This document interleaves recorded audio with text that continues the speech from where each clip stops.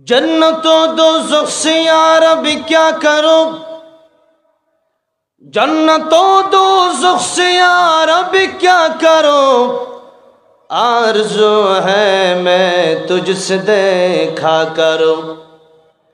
আল্লাহ রাব্বুল আলামিন জান্নাত দিয়ে আমি কি করব, জাহান্নাম দিয়ে আমি কি করব? যদি আমি জাহান্নামেও চলে যাই, তুমি আল্লাহ রাব্বুল আলামিনকে যদি একটা নজর দেখতে পারি, আমি আব্দুল কাদের জিলানীর অন্তরে আর কোনো দুঃখ থাকবে না। কারণ মুমিনরা জান্নাতকে যত বেশি ভালোবাসে তার চেয়ে বেশি ভালোবাসে আল্লাহকে। আমরা সবচেয়ে বেশি ভালোবাসি কাকে? জোরে বলেন কাকে? আল্লাহ নিজেই বলছেন, ওয়াল্লাযীনা আমানু আশাদ্দু হুব্বান লিল্লাহ,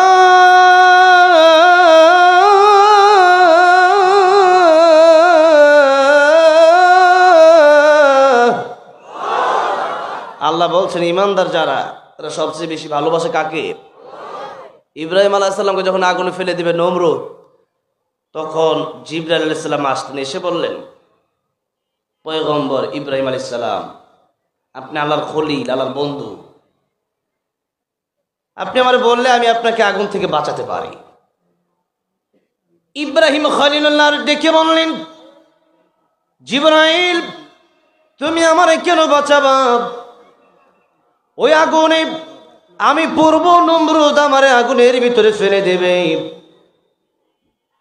আর সেই আগুনে আমি যদি পড়ে জ্বলে পড়ে যাই, এই আগুনে জ্বলার কারণে মহান আল্লাহ রাব্বুল আলামিন যদি খুশি হয়ে যায়, এই আগুনের ভিতরে আমি ইব্রাহিম একবার নয়, দুইবার নয়, 1000 বার আগুনের ভিতরে জ্বলতে আমি রাজি আছি। আগুনে ফেলে দিচ্ছে, আগুনে পড়ার আগে আল্লাহ বললেন, ইয়া নারু কুনি বারদান ওয়া সালামান আলা ইব্রাহিম। ও আগুন, আমার ইব্রাহিমের জন্য তুমি আরামদায়ক হয়ে যাও, শান্তিদায়ক হয়ে যাও।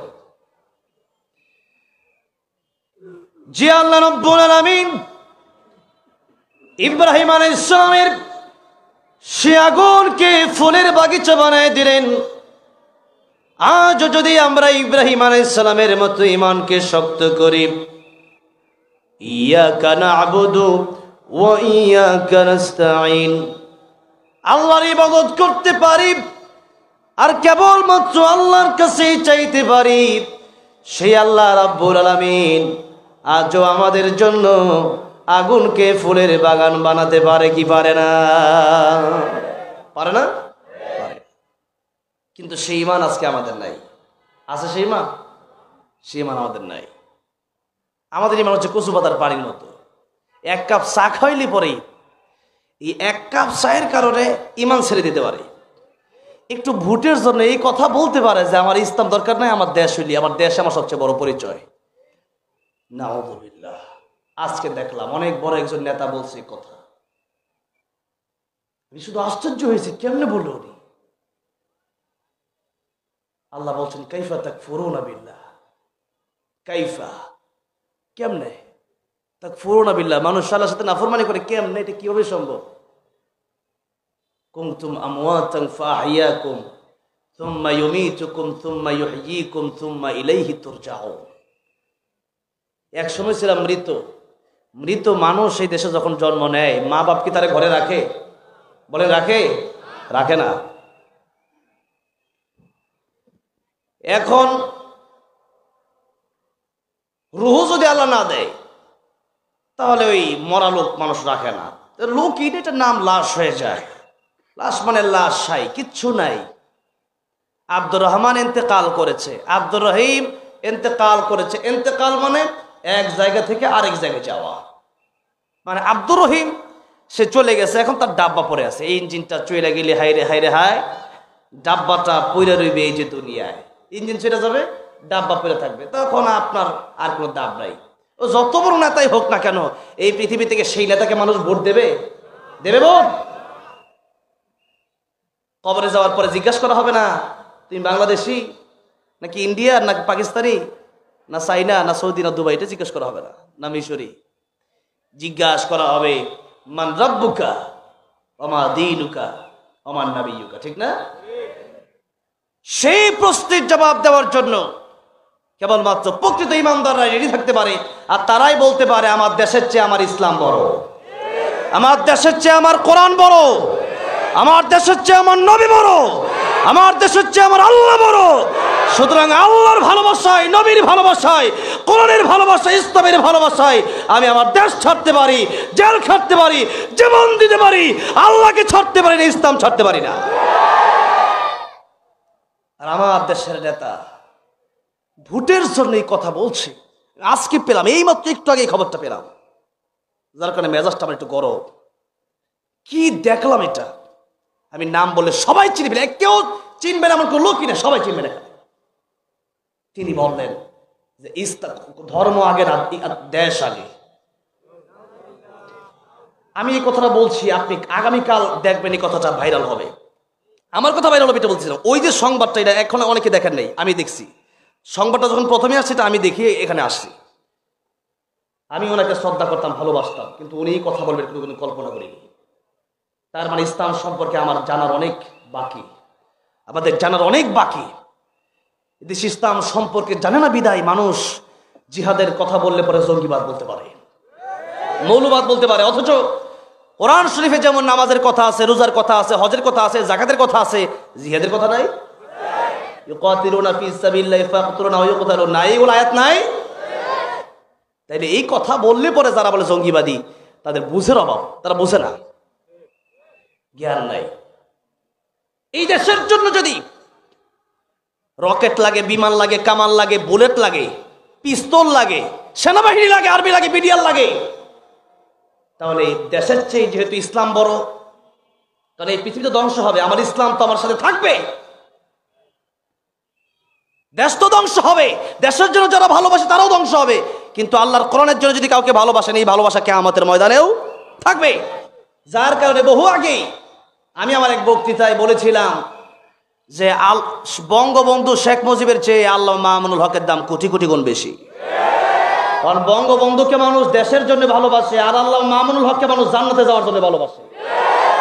কোরআনের জন্য ভালোবাসা আর দেশের জন্য ভালোবাসা এক না, অনেক পার্থক্য আছে ভাইয়েরা আমার, বাবাজিরা আমার।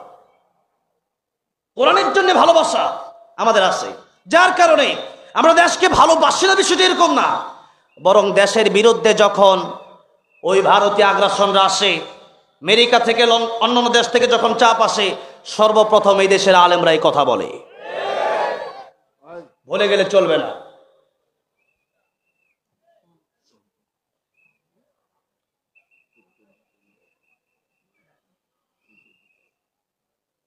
ভাইরা আমার, বাবাজিরা আমার, মানতে হলে পরিপূর্ণ মানতে হবে। আপনি অর্ধেক মানবেন আর অর্ধেক কোরআন মানবেন না, তাহলে তো কাদিয়ানি, তাহলে কাফের হবে কেন? কাদিয়ানির তো কোরআন শরীফ পুরোটাই মানে, খালি একটা আয়াত মানে, এতটুকু মানে না, ওয়ালা কি রাসূলুল্লাহ, এটাও মানে যে রসুল মানে, তো এটা তারা শুধু মানে ওয়া খাতামান নাবিয়্যিন, এতটুকু মানে না, ঠিক না? নবী শেষ নবী এটা মানে না, যার কারণে কাদিয়ানিরা কি? তো কাদিয়ানিরা এক আয়াতের অর্ধেক না মানলে কাফের হয়ে যাবে, আর আপনি জিহাদের শত শত আয়াত বাদ দিয়ে দিবেন, আপনি ইমানদার থাকবেন। ইসলামী খেল তামাশা জিনিস না। সুতরাং আমরা দেশের পাগল, আমরা দেশকে ভালোবাসি, ঠিক আছে, আমরা দেশের জন্য লড়তে প্রস্তুত, কিন্তু দেশের জন্য যতটা ভালোবাসা আছে তার চেয়ে কোটি কোটি গুণ বেশি ভালোবাসা আমার ইসলামের জন্য, আমার কোরআনের জন্য। তাই দেশের জন্য যদি দেশের বিরুদ্ধে, দেশের পিস্তল আছে মানে কি, পুলিশের কাছে পিস্তল দিছে কি মারার জন্য দিছে, রাখবা, তোমারা যখন হামলা করতে আসবে তখন তোমার মোকাবেলা যখন লাগতে পারে। এই জন্য নবীর হাতে তরবারি ছিল না, নবী 27টা যুদ্ধে অংশগ্রহণ করেছে। নবী কেমন করছে? আমাদের দেশে কিছু সিন্নি খুররা আছে, নাম দিয়েছে সুন্নি, আসলে শুধু খায় সিন্নি, এটাই হলে এটাই মিরাত পরে 12 রবিউল আউয়াল ডাকডোল বাজায়। এই তাহারি মার্কা কিছু লোক আছে, তাদের বক্তব্য হচ্ছে ইসলামের সাথে তাদের বক্তব্য কি জন্য? তাদের বক্তব্য হচ্ছে তারা ডিবি হারুনকে খুশি করতে চেয়েছে, তারা সালমান এফ রহমানকে খুশি করতে চেয়েছে, তারা পলককে খুশি করতে চাইছে, তারা স্বৈরাচারকে খুশি করতে চাইছে।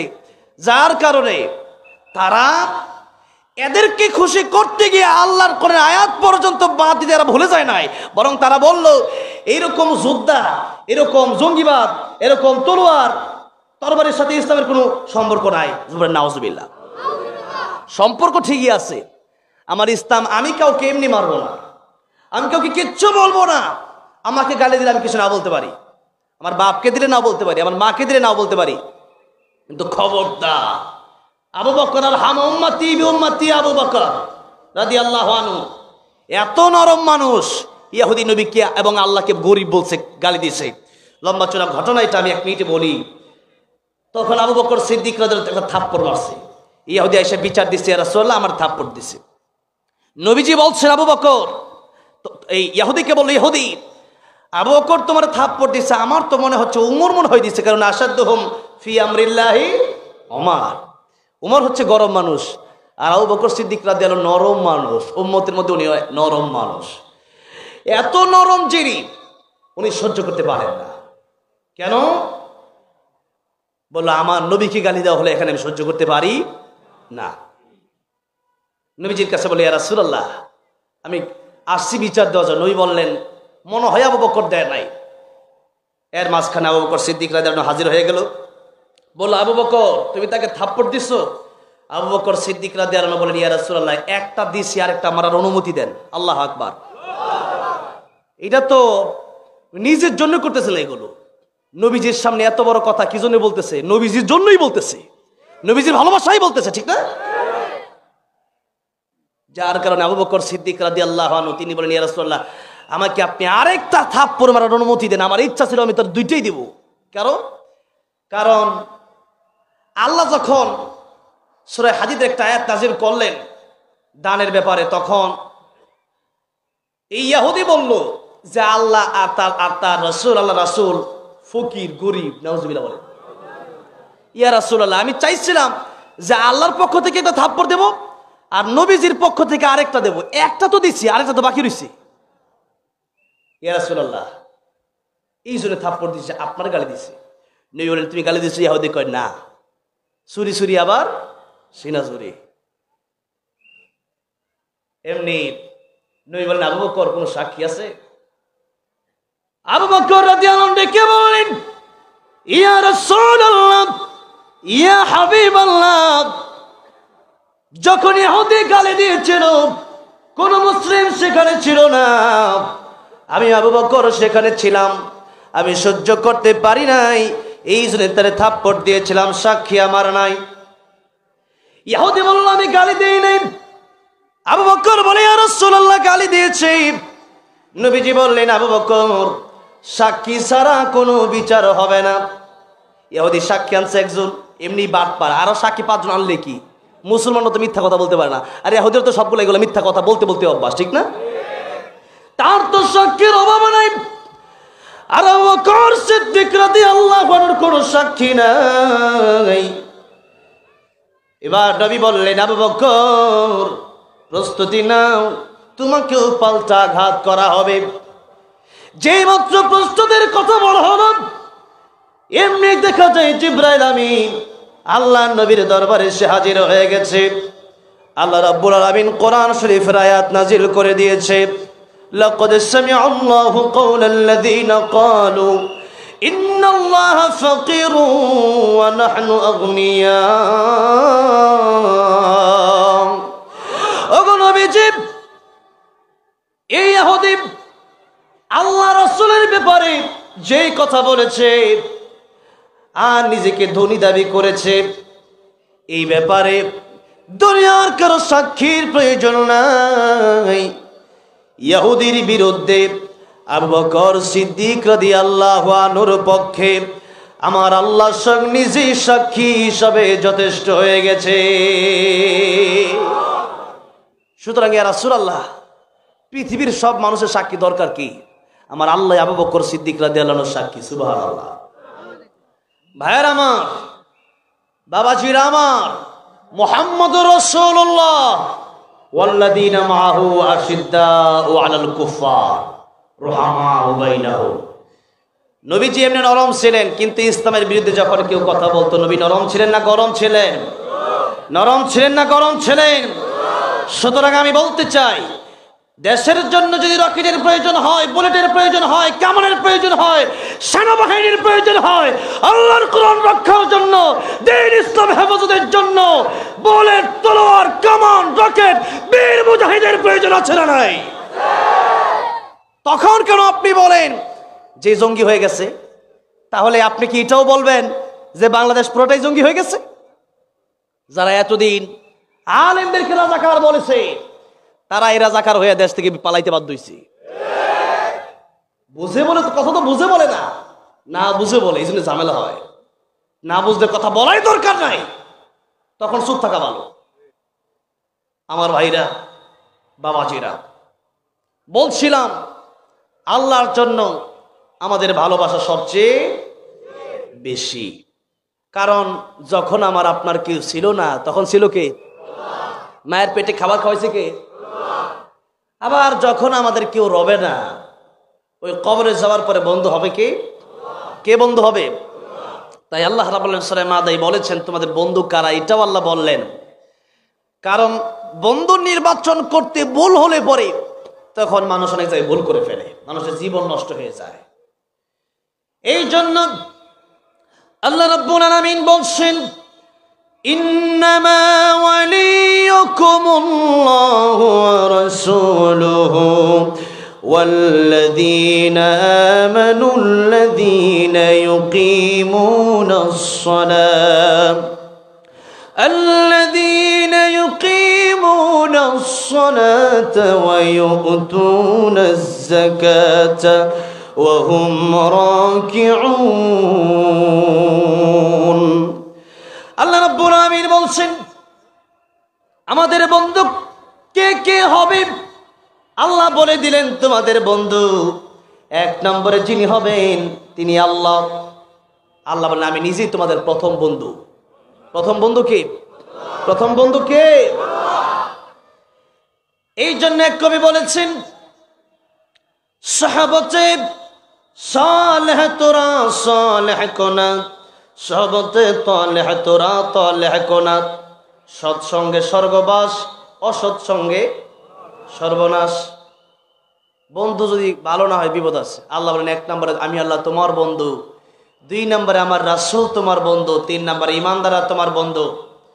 যে ইমানদাররা নামাজ কায়েম করে, যাকাত আদায় করে, এরা হচ্ছে বন্ধু তোমার। এখন আল্লাহ রাসূলের পরে তাদেরকে বন্ধু বানাতে হবে যারা প্রকৃত পক্ষে আল্লাহর আগে বন্ধু বানাইছে, যারা প্রকৃতপক্ষে নামাজি, যাদের ছেলে সন্তান আছে, মেয়ে আছে, এদেরকে বিড়িখোর, ইয়াবাখোর, গাঁজাখোরের সাথে চলতে দিবেন না। কারণ বিড়িখোরের সাথে চললে ও একদিন বিড়িখোর হয়ে যায়।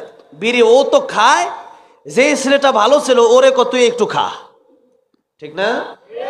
ওটা বিড়িখোর হয়। আমি প্রায় মনে হয় 10-12 বছর আগে হবে, 2010-12 সালের দিকে, তখন আমাকে যখন হিফজ শেষ করছি 2010 সালে, তখন আমাকে এক বিয়ে বাড়িতে গেছি। বিয়ে বাড়িতে যাওয়ার পরে, বিয়ের আগের দিন আর কি, তো ছোট মানুষ আমরা লয়ে গেছে বন্ধু বান্ধবরা। যাওয়ার পরে সবাই মিলে মদ খাবে। কি খাবে? মদ খাবে। তখন তো আমি বন্ধু কারে বাছাই করবো, তখন তার কোরআন শরীফ হেফজ পড়ছি, তখন তো বুঝি না। তখন মদ খাবে, তো আমারে বললো তাশরিফ চলো যাই মদ খাই। আমি বললাম ভাই মদ খাবো কেমনে?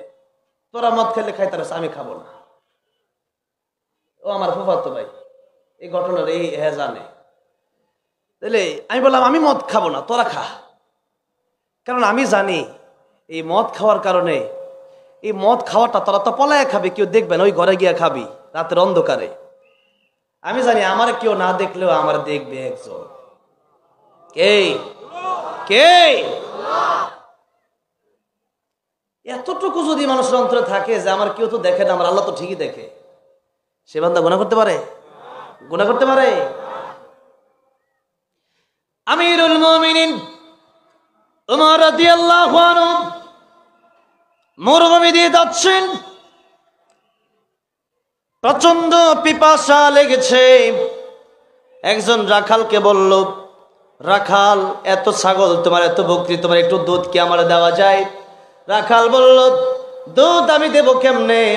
এই ছাগলের মালিক, বকরির মালিক তো আমি না, বকরির মালিক তো আমার, ছাগলের মালিক তো আরেকজন। ওমর রাদিয়াল্লাহু আনহু বললেন, তোমার কিছু টাকা দিয়ে একটা কাজ করো, ছাগল একটা বিক্রি করে দাও। রাখাল বলল, ছাগল বিক্রি করব কেমনে? ছাগল বিক্রি আমি করব কেমনে? এটা তো এই যুগে তো আমি রাখি না, মালিক তো আরেকজন। ওমর রাদিয়াল্লাহু আনহু এবার পরীক্ষা শুরু করে দিলেন। বললেন, রাখাল, তুমি বলবা একটা ছাগল বাগে নিয়ে গেছে, এই কথা বলে মালিককে বোঝায় দেবা। রাখাল বলল, আপনি তো অনেক লম্বা মানুষ, কিন্তু এত বুদ্ধি আপনার কম কেন? আল্লাহ রাব্বুল আলামিন বলেছেন, ইন্নাস সাআতা আতিয়াতুন আকাদু উখফিহা লিতুজজা কুল্লু নাফসিন বিমা তাসআ। নিশ্চয়ই কিয়ামত আসবে, সেটাকে আল্লাহ গোপন রেখেছেন। আর এই কিয়ামত কেন আসবে? হাসরের মাঠ আল্লাহ রাব্বুল আলামিন কেন কায়েম করবেন? একটাই উদ্দেশ্য, এই পৃথিবীর প্রত্যেকটা মানুষকে, প্রত্যেকটা প্রাণীকে আল্লাহ রাব্বুল আলামিন তার বদলা পাওনা তারে বুঝিয়ে দিবেন। সেদিন তার পাওনা বুঝিয়ে দেওয়া হবে। একজন কষ্ট করে ফজরের সময় ঠান্ডা পানিতে ওযু করে নামাজ পড়ছে, আর আরেকজন আরাম করে নাক ডেকে নাকে তেল দিয়ে ঘুমাইছে। দুজন কি সমান হবে? সমান হবে? একজন মাথার ঘাম পায়ে ফেলে কষ্ট করে টাকা উপার্জন করে হালাল খেয়েছে, আর আরেকজন মন চাইছে আর সুদ খাইছে, মন চাইছে আর ঘুষ খাইছে। মানুষের টাকা, মানুষের জমি মাইরা এরপরে খাইছে। আল্লাহ কি দুইজনকে একই বিচার করবেন? হ্যাঁ, একরকম বিচার হবে না। ফারিকুন ফিল জান্নাতি ওয়া ফারিকুন ফিস সাঈর। তাই কিয়ামতের ময়দানে আল্লাহ নাফরমানি যারা করবে তাদেরকে আল্লাহ রাব্বুল আলামিন বলবেন, ওয়ামতাজুল ইয়াউমা আইয়ুহাল মুজরিমুন। আজকে তোমরা আলাদা হয়ে যাও। সেদিন দুটি দলে আল্লাহ রাব্বুল আলামিন तमाम পৃথিবীর মানুষকে বিভক্ত করে দিবেন। একটা হলো জান্নাতি দল, আর একটা জাহান্নামের দল। তাহলে সেই দিন মানুষের পাওনা আল্লাহ রাব্বুল আলামিন অক্ষরে অক্ষরে বোঝায় দেবেন। তাই সেই দিনের কথা যারা চিন্তা করবে, সেই দিনের ভয় যারা করবে, তাদের অন্তরে, যাদের অন্তরে আল্লাহর ভয় থাকবে, এরা চিন্তা করবে, চুরি করতে গেলে তো আমার আল্লাহ দেখবে, ডাকাতি করতে গেলে কেউ দেখবে না, আমার আল্লাহ তো আমার দেখবে। আমি সুদ খাবো, কেউ দেখবে না, আমার দেখবে কে? ঘুষ খাবো, কেউ দেখবে না, দেখবে কে? একটা মাত্র ওয়াজ যদি বাড়িতে নিয়ে যেতে পারেন, এত ওয়াজ তো শোনা দরকার নাই আপনার। আপনি তো ওয়াজ শুনতে শুনতে সারা রাত পার করেন, কিন্তু তো আমল তো আর করেন না, ঠিক না? এই জন্য যদি আপনার হৃদয়ে আল্লাহর ভয় না থাকে, আপনি কষ্টিতকালে ভালো মানুষ হতে পারবেন না।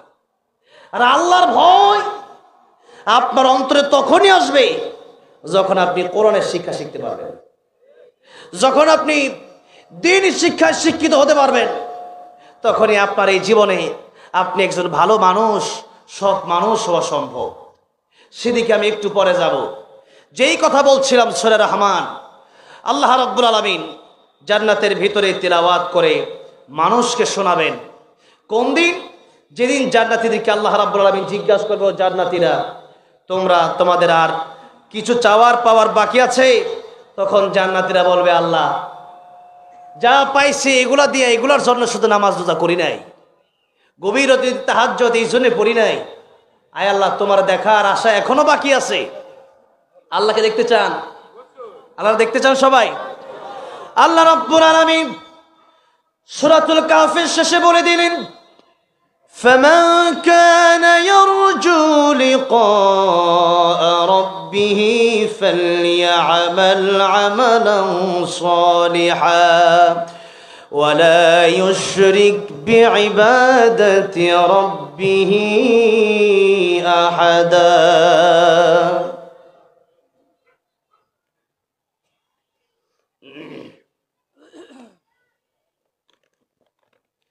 আল্লাহ রাব্বুল আলামিন বলছেন ভালো কাজ করো, নেক আমল করো। তারাকতু ফীকুম আমরাইন লান তাদিল্লু মা তামাসসাকতুম বিহিমা কিতাবাল্লাহি ওয়া সুন্নাতা রাসূলিহি। নেক আমল মানে কোরআন আপনাকে পুঙ্খানুপুঙ্খানু জীবনে মেনে নিতে হবে।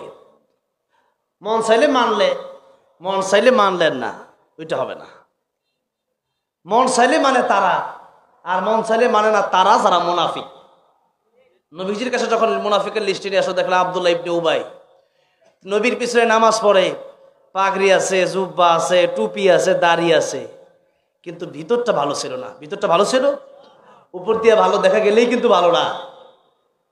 সৌদি আরবে অনেকবার গেলাম, যাওয়ার পরে দেখছি জুব্বা যে মানুষ পরে ওইটাকে টাকটু নিচ্ছে, আবার অনেকে দেখা যায় জুব্বার নিচে প্যান্টও পরে না, পায়জামাও পরে না, এমনও লোক আছে। এরপরে জুব্বা পইরেই দেখি অনেকে নাচানাচিও করে, জুব্বা পইরে ড্যান্স করে। ওই দেশে আরবি গান আছে, ওই আরবি গানও গায়। এইরকম জুব্বা পড়লে লাভ আছে? রবীন্দ্রনাথ ঠাকুরের দাড়ি ছিল না? ছিল, কিন্তু এই দাড়িতে লাভ আছে? লাভ নাই। উপর দিয়ে ভালো সাজতেই তো ভালো না। হ্যাঁ, ভিতর ভালো থাকলে উপর এমনি ভালো হয়ে যাবে।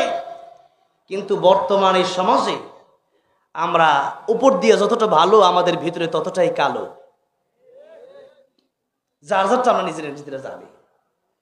ভাইয়ের আমার, বাবাজিরা আমার, তাই উপরের চেহারাটাকে সুন্দর করলেই আল্লাহর কাছে দামি হওয়া যায় না। অনেক টাকার মালিক হলে সফলতা আসে না। সফলতা সেই দিন আসবে, আল্লাহ রাব্বুল আলামিন বলেছেন فَمَنْ زُحْزِحَ عَنِ النَّارِ وَأُدْخِلَ الْجَنَّةَ فَقَدْ فَازَ وَمَا الْحَيَاةُ الدُّنْيَا إِلَّا مَتَاعُ الْغُرُورِ। সফলকান্ত তারা যারা প্রকৃতপক্ষে জাহান্নামের পথ থেকে বেঁচে যারা জান্নাতে যেতে পারলো। আর দুনিয়া তো ধোঁকা। দুনিয়া কি? ধোঁকা। সূরাতুল আসরে আল্লাহ রাব্বুল আলামিন বলছেন ওয়াল আসরি ইন্নাল ইনসানা লাফি খুসর ইল্লাল্লাযীনা আমানু ওয়া আমিলুস সালিহাত ওয়া তাওয়াসাউ বিল হক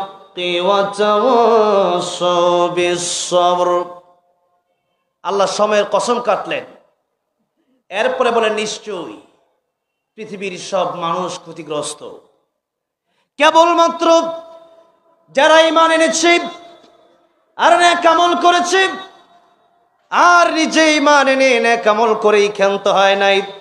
মানুষকে ঈমানের পথে ডেকেছে, নামাজের পথে, নেক আমলের পথে ডেকেছে। আর এই সত্য কথা বলতে গেলে জেল হতে পারে, জুলুম হতে পারে, এই জীবন ধ্বংস হয়ে যেতে পারে। আল্লাহ রাব্বুল আলামিন বলছেন ওয়ালানাবলুওয়ান্নাকুম বিশাইইম মিনাল খাউফ ওয়াল জু'i ওয়া নাকসিম মিনাল আমওয়ালি ওয়াল আনফুসি ওয়াত থামারাত وبشر الصابرين। আল্লাহ বলেন অবশ্যই অবশ্যই আমি আল্লাহ রাব্বুল আলামিন তোমাদেরকে পরীক্ষা করব। আর এই পরীক্ষার সিলেবাস আল্লাহ বললেন, প্রথমেই বলেন খাউফ, ভয় আসবে। যার কারণে নবী যখন 40 বছর পরে কোরআনের দাওয়াত দিতে গেলেন, প্রথমেই হামলা মামলা শিকার হলেন। তাব্বাল্লাকা আলিহাদা জামাতানা, নবীজিকে বলা হয় এই জন্য আমাদেরকে ডেকেছ, তুমি ধ্বংস হও। আল্লাহ বললেন তাব্বাত ইয়াদা আবি লাহাবি ওয়া তাব মা আগনা আনহু মালুহু ওয়া মা কাসাব। ধ্বংস তো তারা হবে, আবু লাহাব হবে, আবু লাহাবের 2 হাত হবে, আবু লাহাবের ধন সম্পদ হবে, তার স্ত্রী উম্মে জামিল ধ্বংস হবে। এই জন্য যখনই কোরআনের কথা যারাই বলেছে, এই পৃথিবীতে সত্য কথা যখনই বলেছে, তখনই তাদের উপর বিপদ এসেছে, হামলা এসেছে, মামলা এসেছে। যত নবী রাসূল এই লা ইলাহা ইল্লাল্লাহর দাওয়াত দিয়েছে, আমাদের দেশেও যত আলেমরা বাস্তবে সঠিক কথা বলার চেষ্টা করেছে, এরাই জেল কাটছে, ঠিক না? সবাই খাটে নাই, কারণ সবাই পাম দিয়া মন মতো কইরা, যেখানে যেরকম চেয়ারম্যান, যেরকম সভাপতি, ওইরকম মনে মানে তার পক্ষ নিয়া সে যেটা বললে কষ্ট হবে ওইটা বলে না, আর সবই বলার চেষ্টা করে। মুনাফিকি অন্তরে আছে অনেকের, কিন্তু প্রকৃতপক্ষে কেবলমাত্র আল্লাহর জন্য কথা বলতে গেলে পরে বিপদ আসবেই। এই জন্য আল্লাহ প্রথমেই বলেন খাউফ। এই ইমানদার যদি দাবি করো, হাসিবান নাস ইউতরাকু আন ইয়াকুলু আমান্না ওয়া হুম লা ইফতানুন, তোমরা কি মানুষ কি মনে করে যে তারা মুখ দিয়া বলবে আমি ঈমান এনেছি, আর আল্লাহ তাদেরকে পরীক্ষা না করে ছেড়ে দিবেন? এত সহজ নাম হাসিবিতু মান তাদখুলুল জান্নাহ, জান্নাতে যাওয়া এত সোজা না যত সোজা আমরা এখন মনে করি। আইনুদ্দিন আল আজাদ রহমতুল্লাহ আলাইহি, ওনার বাড়ির পাশে গতকাল ঝিনাইদহে আমার মাহফিল ছিল। তিনি একটা ইসলামী সঙ্গীত বলতেন, বলবো? তিনি বলতেন, মসজিদের কোণে বসে জিকির যত করই কষে, মসজিদের কোণে বসে জিকির যত করই কষে, এভাবে যায় না পাওয়া আল্লাহকে, এভাবে যায় না পাওয়া আল্লাহকে। কি হবে বেঁচে থেকে অযথা বিদ্যা শিখে, যদি না গড়তে পারি শোষণবিহীন সমাজটাকে? কি হবে বেঁচে থেকে, ঠিক কিনা? কি হবে আলেম হয়ে ইমাম সেজে সমাজেতে, পারো যদি সত্য কথা উচ্চ সুরে না বলিতে? চাকরির ভয় করো যদি ছেড়ে দাও ওই না গদি, চাকরির ভয় করো যদি ছেড়ে দাও ওই না গদি। কি হবে ধোঁকা দিয়ে আল্লাহকে, কি হবে ধোঁকা দিয়ে বিবেকটাকে? কি হবে বেঁচে থেকে অযথা বিদ্যা শিখে, যদি না গড়তে পারি শোষণবিহীন সমাজটাকে, ঠিক না? আজকে আমরা মাঝে মধ্যে স্লোগান দিই, কি স্লোগান? আল কোরআনের আলো ঘরে ঘরে জ্বালো। এই স্লোগান বাদ দিয়ে এখন স্লোগান দিতে হবে আল কোরআনের আলো সংসদে জ্বালো। এই স্লোগান দিতে রাজি না, সবসময় হুজুর আপনার পক্ষে আছি, আর ভোটের সময় একজন হুজুর ইমাম সাহেব যে তারা, ইমাম সাহেব আপনি কিসের লেগে ভোটে দাঁড়াইছেন? হ্যাঁ, আপনি ইমামতি করবেন? ইমাম মানে কি তাই তো আপনি জানেন না। জানেন আপনি? জানলে তো আর কইতেন না। ইমাম মানে নেতা, ওই তো বড় নেতা হবে উনি, ঠিক না? উনি যখন নেতা হবে তখন দেশ হয়ে যাবে সুন্দর, আর চোর বাটপার যখন নেতা হবে দেশের সম্পদ লুণ্ঠন করবে, অশান্তি ছাড়া কিচ্ছু থাকবে না, আর আলেমদেরকে ফাঁসি দিতে পারবে। আর আমরা যদি দেশের প্রধানমন্ত্রী হতে পারি তখন এই দেশ চলবে কোরআন দিয়া। আর সারিকাতু ফাকতাউ আইদিয়াহুমা, এই আফগানিস্তানের মতো আয়াতের কার্যক্রম যখন শুরু হয়ে যাবে, যখন ছুরির হাত কাটা শুরু হয়ে যাবে, পরের দিন থেকে দেশে ছুরি বন্ধ হয়ে যাবে। আর এই দেশ থেকে স্বৈরাচার তো ঠিকই আছে, ডক্টর ইউনূস সাহেব আছে, থাকলে কি হবে? ডাকাতি কিন্তু বন্ধ নাই। আলেমরা আমরা রাত্রে ওয়াজ করে যাওয়ার সময় ডাকাতি হয়, আমার কোনোদিন কোনো ধরে নাই আর কি, আমি বিপদে পড়ি নাই।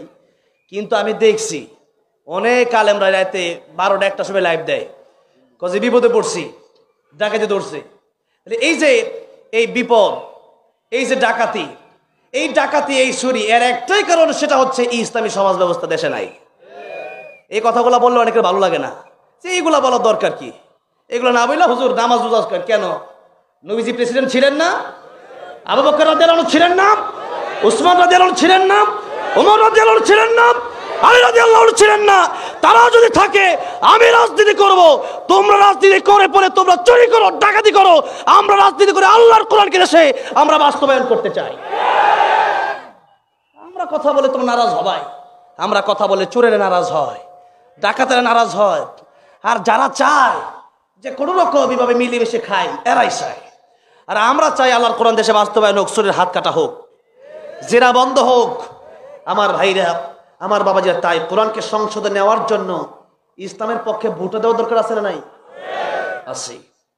ভাইরা আমার, বাবাজিরা আমার, বলছিলাম যে আল্লাহ রাব্বুল আলামিনকে আমরা সবচেয়ে বেশি ভালোবাসি।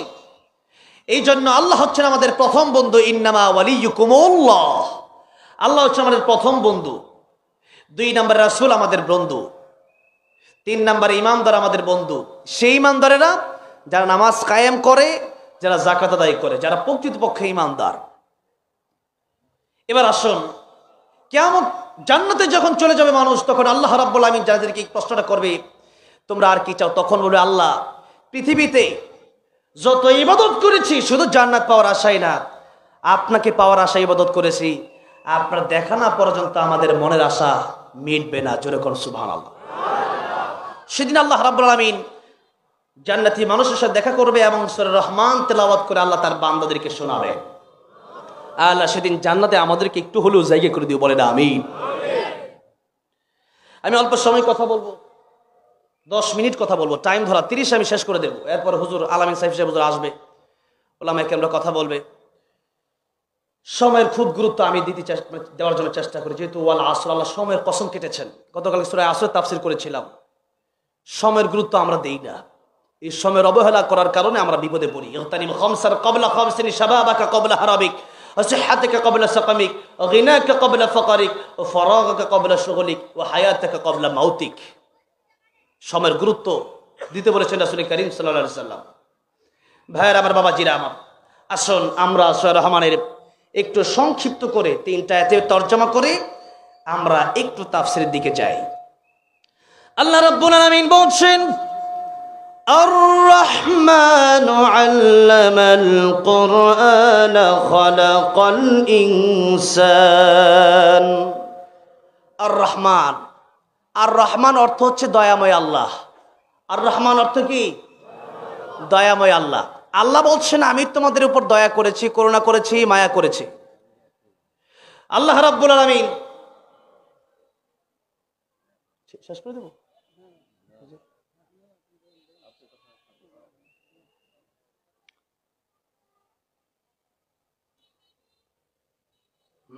কেন যেন আজকে কথা বলতে পারতেছি না। প্রথমে এক মাইকে ডিস্টার্ব হলো, এরপরে আবার, আর এই মাইক কথা বলি আমি যখন বলি এরপরে যায় ওই সাউন্ড, এত বড় মাহফিলের। যাই হোক, অল্প সময় শেষ করছি। আল্লাহ বলছেন দয়াময় আল্লাহ, তিনি আমাদের উপর যত দয়া করছেন, আর কেউ করছে তো দয়া?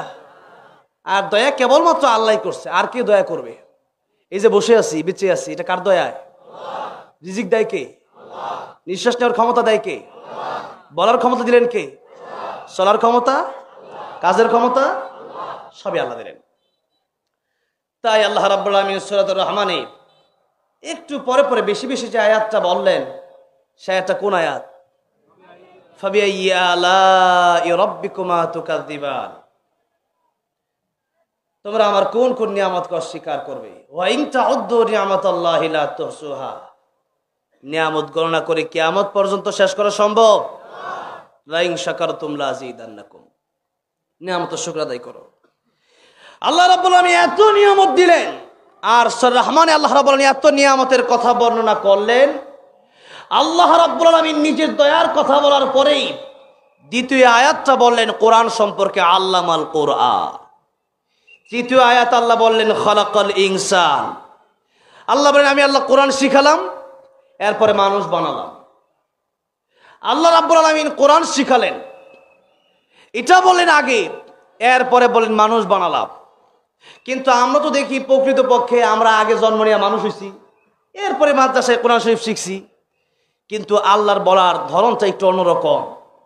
সুতরাং এখান থেকে প্রাথমিকভাবে যে কথা বোঝা লাগবে সেটা হচ্ছে, জন্মগত মানুষ হলেই প্রকৃত মানুষ হওয়া যায় না, বরং কোরআন শিখতে পারলেই প্রকৃত গুণগত মানুষ হওয়া যায়। জন্মগত মানুষ আসাদ নূর, তাসলিমা নাসরিন, এই যে হাসিনা, এরপরে যারা দেশের এই আলেমদের বিরুদ্ধে মামলা করলো, হামলা করলো, জেলে নিল, ফাঁসি দিল, তারা কোরআন শিখে নাই, এই জন্য তারা প্রকৃত মানুষ হতে পারে নাই।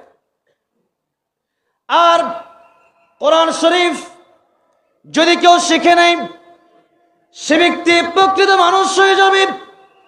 কোরআন যদি কেউ না শিখে, যেই মানুষের ব্যাপারে আল্লাহ রাব্বুল আলামিন বলেছেন ওয়ালাকাদ কাররামনা বানি আদম, এই বনি আদমকে আমি আল্লাহ রাব্বুল আলামিন সবচেয়ে শ্রেষ্ঠত্ব দান করেছি। আরেক আয়াতে আল্লাহ বলছেন লাকাদ খালাকনাল ইনসানা ফি আহসানি তাকওয়িম। সবচেয়ে সুন্দর করে আল্লাহ কাদেরকে বানালেন? মানুষকে বানালেন। এই মানুষকে আল্লাহ সবচেয়ে সুন্দর করে বানালেন, সবচেয়ে শ্রেষ্ঠত্ব দিলেন। অথচ অন্য আয়াতের ভিতরে আল্লাহ নিজেই বলছেন লাহুম কুলুবুন লা ইয়াফকাহুনা বিহা ওয়া লাহুম আ'য়ুনুন লা ইউবসিরুনা বিহা ওয়া লাহুম আযানুন লা ইয়াসমাউনা বিহা উলাইকা কাল আন'আমি বাল হুম আযাল্লু উলাইকা হুমুল গাফিলুন। কলব আছে বোঝার মতো, এই দুনিয়াতে তার ব্যবসা করার মতো, কিভাবে ব্যবসা করতে হয় এটা বুঝলো, চাকরি বাকরি কিভাবে করতে তাও বুঝলো, কেমনে দুনিয়াতে আমোদ ফুর্তি মজ মাস্তি করা যায় তাও শিখলো, কেমনে অন্য মানুষের পিছনে লেগে থাকা যায় ওইটাও বুঝলো। সে শুধু কোরআন শরীফ পড়া শিখলো না, কোরআন শরীফ বুঝলো না। প্রাথমিকভাবে আপনি কোরআন শিখবেন কিভাবে? বাংলায় কোরআন শরীফ পড়লে কোরআন শরীফ পড়া হবে না, জায়েজ নাই। বাংলায় কোরআন শরীফ পড়বেন আলহামদুলিল্লাহ রাব্বিল আলামিন, আপনি পড়তে পারবেন? কোরআন বাংলা কি হা আছে, আইন আছে? আমি এক মসজিদে ওই টাঙ্গালে এক জায়গায় গেলাম নামাজ পড়ার জন্য, নামাজ দাঁড়াইছি তো দেখলাম পড়তেছে কুল হু আল্লাহু আহাদ, কুল হু আল্লাহু আহাদ, কুল হু আল্লাহু আহাদ। সে জায়গায় অর্থই চেঞ্জ হয়ে গেল, কই আল্লাহ একক, কই আল্লাহ ওয়াদা, অর্থ চেঞ্জ করলো। আমি নামাজ ছেড়ে দিয়ে আমি পাম্পের বাইরে বেরিয়ে পড়ছি। লোকেরা আমার জিজ্ঞেস করলো হুজুর আপনি নামাজ ছেড়ে দিয়ে এখানে বেরিয়ে পড়লেন, আমি তার কোরআন তেলাওয়াত শুধু, আমি তার পিছনে নামাজ দাদাকে বসে থাক, আমি সময় নষ্ট করবো? বললাম আপনাদের কোরআন তেলাওয়াত শুদ্ধ কিনা আমি জানি না, আমারটা শুদ্ধ, আর আমি অশুদ্ধ যার তেলাওয়াত তার পিছনে নামাজ পড়তে পারবো না, নামাজ হবে না। নামাজ ভঙ্গের কারণ কয়টা বলেন? 19টার ভিতরে সর্বপ্রথম যে কারণ ওইটা কোনটা? নামাজ অশুদ্ধ পড়া। কি অশুদ্ধ পড়া? কোরআন তেলাওয়াত অশুদ্ধ পড়া। তো আপনি যে কোরআন শরীফ তেলাওয়াত অশুদ্ধ পড়তেছেন, বয়স 50, 60, 70, 80 হয়ে গেল, আপনি কয়দিন ইমাম সাহেব হুজুরের কাছে জিজ্ঞাসা করছেন, মাদ্রাসার একজন আলেমের কাছে জিজ্ঞাসা করছেন, একজন হাফেজের কোন কাছে জিজ্ঞাসা করেছেন যে দেখেন তো আমার তেলাওয়াতটা শুদ্ধ না অশুদ্ধ? আপনি জিজ্ঞেস করছেন? করেন নাই। কিয়ামতের ময়দানে সর্বপ্রথম নামাজের হিসাব হবে। নবী যে বলেন নামাজের হিসাব দিতে গিয়ে যারা পার পেয়ে যাবে তারা সব হিসাবে পার পেয়ে যাবে, আর নামাজের হিসাব দিতে গিয়ে যারা ধরা খেয়ে যাবে সব জায়গায় তারা ধরা খেয়ে যাবে। সুতরাং নামাজ যদি পড়তে হয় সঠিক নিয়মে শুদ্ধভাবে আপনাকে নামাজ পড়তে হবে। আর নামাজ যদি পড়তে হয় কোরআন শরীফ সহি শুদ্ধ করে তিলাওয়াত করা আপনার শিখা, এটা হচ্ছে আপনার জন্য ফরজ, আপনি শিখতেই হবে। এই কোরআন তিলাওয়াত না শিখে আমার তো বড় আশ্চর্য লাগে, বড় আফসোস হয়, এই স্টেজের ভিতরে অনেক আলোচকরা আলোচনা যখন করে তখন কোরআন অশুদ্ধ পড়ে। আমি তাদের জন্য তাদেরকে আমি মাঝে মধ্যে বলি, আমার দেখা হয় মাঝে মধ্যে অনেক আলোচকের সাথে, বলি আপনি কোরআন তেলাওয়াত শুদ্ধ করেন, আপনি অনেক বড় আলেম, কোরআন শুদ্ধ করবেন, নাইলে আপনি যে কোরআন শরীফ পড়তেছেন স্টেজে আপনারই তো ভুল হচ্ছে, আপনার তো নামাজ হচ্ছে না, আপনি কি আলোচনা করবেন? তাই এটা আমি বলি কোরআন শরীফ প্রাথমিকভাবে আপনাকে শিখতে হবে সহি শুদ্ধ করে, উস্তাদের কাছে শিখতে হবে, আলেমের কাছে শিখতে হবে, যিনি শুদ্ধ করে পারে। আপনি বাংলা দেখে দেখে করে আলহামদুলিল্লাহ রাব্বিল আলামিন হইছে এটা? কোরআন শরীফ আল কোরআন হুজ্জাতুল লাকা ওয়া আলাইকা, কোরআন আপনার পক্ষে সাক্ষী দেবে অথবা আপনার বিপক্ষে সাক্ষী দেবে। কোরআন যদি আপনি অশুদ্ধ করে তেলাওয়াত করেন এই কোরআন আপনাকে লানত দিতে থাকে। এই জন্য কোরআন শেখার দরকার আছে না নাই? শিখতে হবে, তাহলে আপনার নামাজ শুদ্ধ হবে। প্রাথমিকভাবে কোরআন আপনাকে শিখতে হবে, এরপরে যতগুলো মাসালা আপনার জীবনের জন্য জানা দরকার ততটুকু আপনার জানতে হবে, এটাই হচ্ছে ফরজ। তাই কোরআন প্রথমে শিখতে হবে, এরপরে এই কোরআন শরীফের ব্যাখ্যা বিশ্লেষণ তাফসীর যতটুকু জানা যায় আলেমদের কাছে আমাদের জেনে নিতে হবে। আল্লাহ বলেন কোরআন যদি শিখতে পারো প্রকৃতপক্ষে তোমরা মানুষ হবা, প্রকৃত গুণগত মানুষ হওয়া গেলেই এই মানুষ জান্নাতে যাবে। আর নাইলে এই নরেন্দ্র মোদী, অং সান সুচি, ডোনাল্ড ট্রাম্প এর যে অবস্থায় মারা যায় ইমানহীন অবস্থায় জান্নাতে যাবে? অথচ আসহাবে কাফের কুকুরটাও জান্নাতে যাবে। তা আসহাবে কাফের কুকুর যদি জান্নাতে যায় আর মানুষ হয়ে যদি জাহান্নামে যাওয়া লাগে, হয়তো এই মানুষের চেয়ে কুকুরই ভালো, কাল আনা আমি ভালো মাদল, তাহলে এই মানুষের লাভ হলো কি? এই জন্য কোরআন শিখতে হবে, সেটা আমল করতে হবে, তাহলে প্রকৃতপক্ষে মানুষ হওয়া যাবে। তাই ও আনফুসাকুম ওয়া আহলিকুম নারা, নিজে কোরআন শিখতে হবে, সন্তানকে কোরআন শিখাতে হবে। রাজি আছে না নাই? এই মাদ্রাসায় দিয়ে দিবেন সন্তানগুলোকে। কোরআন শিখলে দুনিয়াতে লাভ, মরণের সময় লাভ, কবরে লাভ, হাসরে লাভ, কিয়ামতের ময়দানে লাভ। আর দুনিয়ার শিক্ষা দুনিয়াতেই লাভ। তাহলে আমাদের 4 জায়গায় লাভ হবে, এটা আমরা চাই না? দুনিয়াতে, মরণের সময়, কবরে, পরকালে, এই 4 জায়গায় লাভ হয় যেই শিক্ষাতে, ওইটা হলো কোরআনের শিক্ষা। তাহলে কোরআনের শিক্ষার দরকার আছে না নাই? শুধু দরকার আছে, এটা ফরজ, আবশ্যক, শিখতেই হবে। এজন্য কোরআন শরীফ আপনার সন্তানকে যদি আপনি না শিখান, এই সন্তান আপনার বিরুদ্ধে কাল কিয়ামতের ময়দানে নালিশ দিবে আল্লাহর কাছে। আল্লাহ, এই যে আমার বাবা দোকানদারি শিখাইছে, ব্যবসা শিখাইছে, সব শিখাইছে, কিন্তু আমার কোরআন শিখায় নাই, যার কারণে বলবে আল্লাহ রাব্বুল আলামিন জাহান্নামে আমি যাব না, আগে আমার বাপকে আপনি জাহান্নামে দেন, জোরে করে নাউজুবিল্লাহ। তাহলে সন্তানকে কোরআন শেখানোর দরকার আছে না নাই? আল্লাহ রাব্বুল আলামিন কোরআন নিজে শিখে নিজের পরিবারকে কোরআন শিখায়, হালালকে হালাল মেনে, হারামকে হারাম জেনে মেনে আমল করে আল্লাহর ওলি কামিল হয়ে কবরে যাওয়ার তৌফিক দান করেন, জোরে বলেন আমিন। ওয়া আখিরু দাওয়ানা আলহামদুলিল্লাহি রাব্বিল আলামিন। আসসালামু আলাইকুম ওয়া রাহমাতুল্লাহি ওয়া বারাকাতুহু।